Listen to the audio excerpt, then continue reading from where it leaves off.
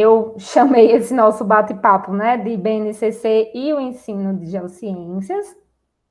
Eu sou Cláudia, né, eu sou geóloga, formada aí pela UFRN. O meu mestrado, eu sou mestra em desenvolvimento e meio ambiente, mas ele foi feito numa perspectiva totalmente voltada para o ensino de geociências. E foi a partir daí que eu comecei a entender, né? Nossa, esse é o meu campo mesmo de pesquisa.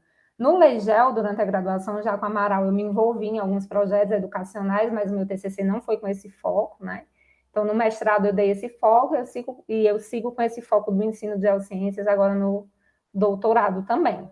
Foi, inclusive, o que me fez sair de Natal, né, para vir para a Unicamp, foi o fato de que aqui na Unicamp a gente tem um programa específico para o ensino e história de ciências da Terra, que é o programa no qual eu estou vinculada, né, agora.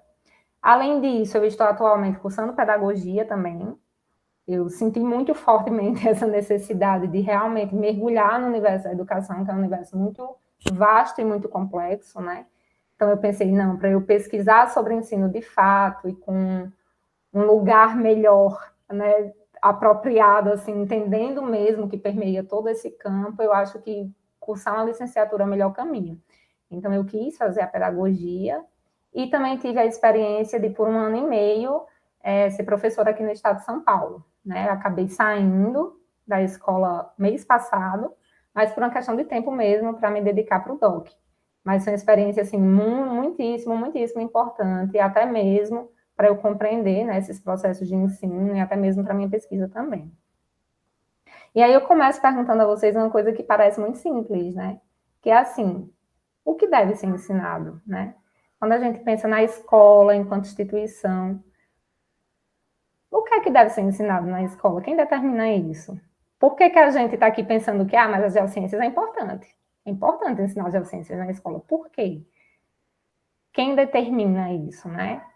E essa é uma questão que, no campo da educação, é uma questão filosófica, né? Na verdade, porque o que deve ser ensinado foi, desde sempre, uma questão a ser respondida. Tá, a educação é importante, mas o que a gente deve ensinar?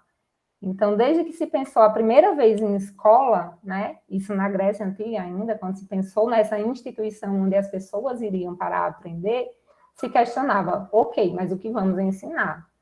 E o que deve ser ensinado, ele muda muito ao longo do tempo e a depender do contexto histórico, né? Onde essas pessoas estão inseridas, né? Do ser histórico desse momento. Então, por exemplo, quando eu penso na Grécia Antiga, o que era importante ser ensinado na Grécia Antiga?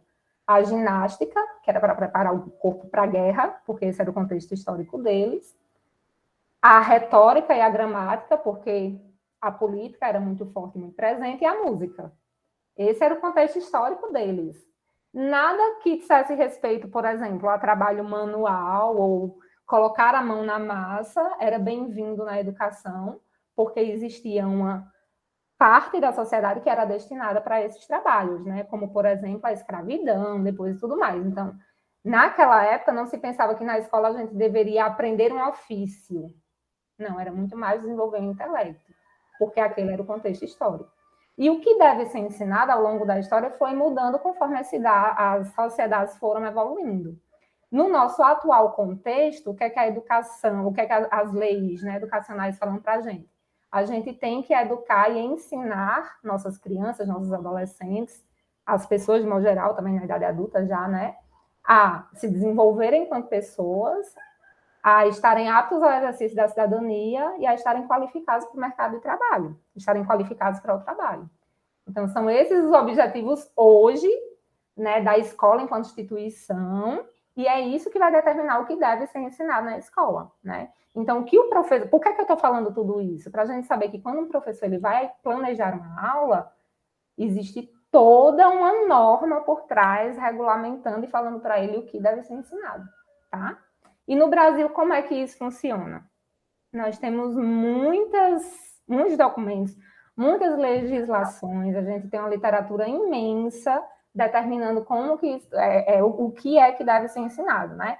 Começa lá desde a Constituição Federal. Então, por exemplo, isso que eu falei para vocês agora, de que o foco da educação é preparar para o pleno desenvolvimento, para a cidadania e da qualificação para o trabalho. Está previsto lá desde a Constituição.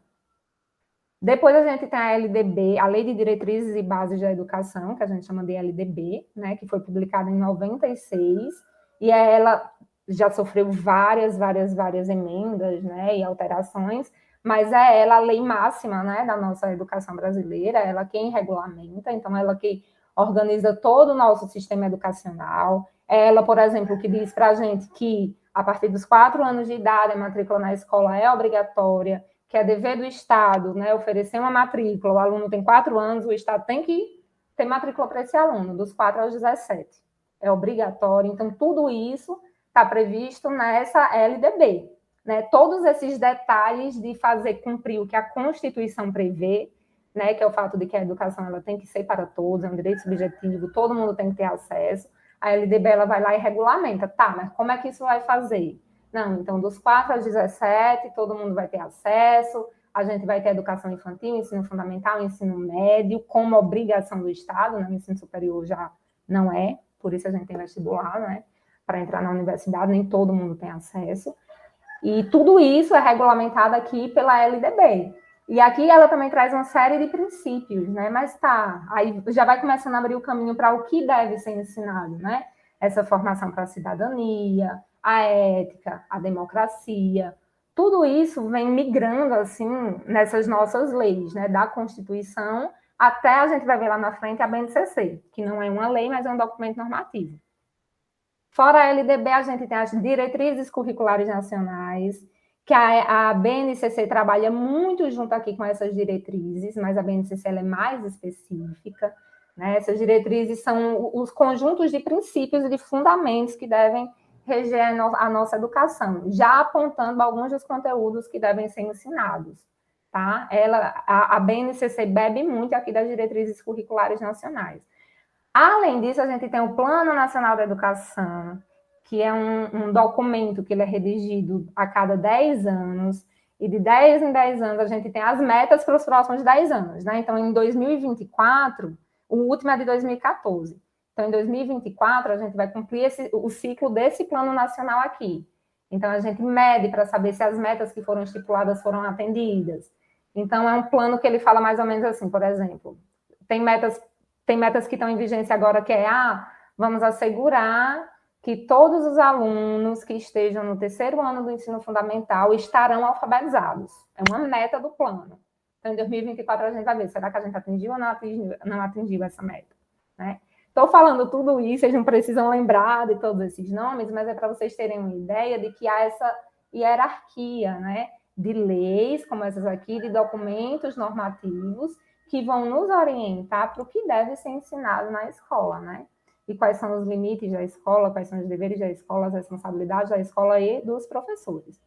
A Base Nacional Comum Curricular, que é esse documento que a Amaral vem mencionando, né? Ela bebe de todas essas fontes. Na verdade, desde a nossa LDB, lá de 96, já era previsto que a gente precisava, aqui no Brasil, ter uma Base Nacional Comum Curricular, que determinasse quais eram todos os conteúdos, todas as habilidades que os alunos, né, matriculados na escola, seja particular ou seja pública, todos os alunos no território brasileiro teriam que saber a cada ano. Ficou complicado, né? Mas é mais ou menos assim. A Base Nacional Comum Curricular, ela fala para a gente assim, no primeiro ano do ensino fundamental, existem conteúdos mínimos que todos os alunos têm que saber. Ele pode estar matriculado na escola no interior do Rio Grande do Norte ou no interior de São Paulo, não importa, ele tem que saber o mínimo. Ele não pode saber menos que isso. Pode saber mais. Claro que pode saber mais. E cada instituição de ensino ou sistema de ensino pode complementar essa base nacional comum de acordo com as diversidades regionais, né? Porque a gente, vocês sabem, né? Até geologicamente, nosso Brasil ele é plural. Né? São muitas paisagens, são muitos contextos sociais, culturais, folclóricos, enfim. Cada região ela vai ter demandas que uma base nacional comum curricular não consegue abranger. Então, cada sistema de ensino ele tem a autonomia de complementar essa base, né? Não, mas aqui no Rio Grande do Norte é importante a gente falar também sobre isso, desenvolver tal habilidade, trabalhar isso e isso com o aluno. Então, cada sistema de ensino tem a autonomia de complementar essa base, mas tem a obrigação de cumprir o mínimo previsto que está na Base Nacional Comum Curricular. Deu para entender um pouco qual que é a função dela? Então, a base, eu vou abrir aqui o site para mostrar para vocês, mas a Base Nacional Comum Curricular é basicamente isso. Ela mostra para a gente, do ensino infantil ao ensino médio, ano por ano, componente curricular por componente curricular, o que deve ser ensinado. E o professor, ele não pode fugir disso, tá? É por isso que hoje, quando eu tento trabalhar essa questão do ensino de geociências, eu tento pensar assim, mas o que é que não foge daquilo que o professor realmente tem que trabalhar?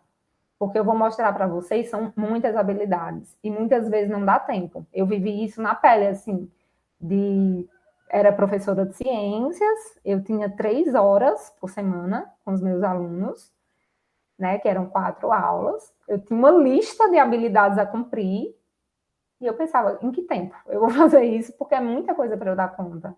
E eu tenho que dar conta, porque esse é o mínimo que eu preciso cumprir com os meus alunos, eu não posso faltar com isso. Os planos de aula, inclusive, né, que o plano de aula é um planejamento semanal que a gente entrega para a coordenação da escola. Os planos de aula, a primeira coisa que o plano de aula ele pergunta para a gente é qual habilidade você vai trabalhar com seus alunos, qual habilidade da BNCC você vai trabalhar com seus alunos nessa aula. Então, o professor ele não tem como fugir das habilidades. Inclusive, muita gente, né, muitos estudiosos e pesquisadores da educação criticam a BNCC por conta disso, né? Porque ela traz uma certa rigidez para o currículo, né? E eu não vou entrar na discussão da BNCC, que ela é bem complexa, tem quem, nossa, detona a BNCC, tem quem, nossa, não, é muito bom a BNCC, é uma disputa, né, dentro do campo da educação,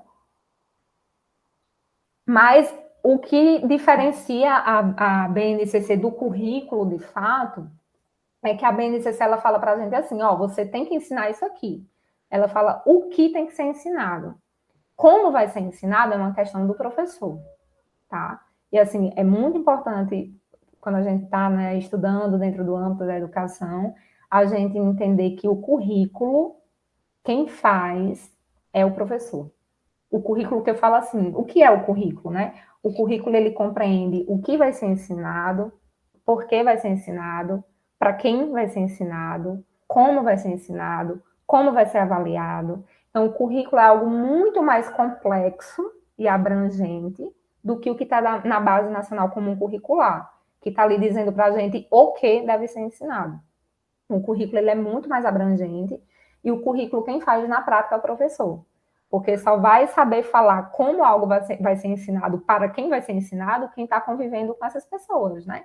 Quem entra na sala de aula, quem conhece seus alunos, quem entende suas demandas, suas necessidades, qual a melhor forma de levar aquele conteúdo para aquele grupo. Então, o currículo em ação mesmo, essa parte do ensino na prática, quem realiza é o professor.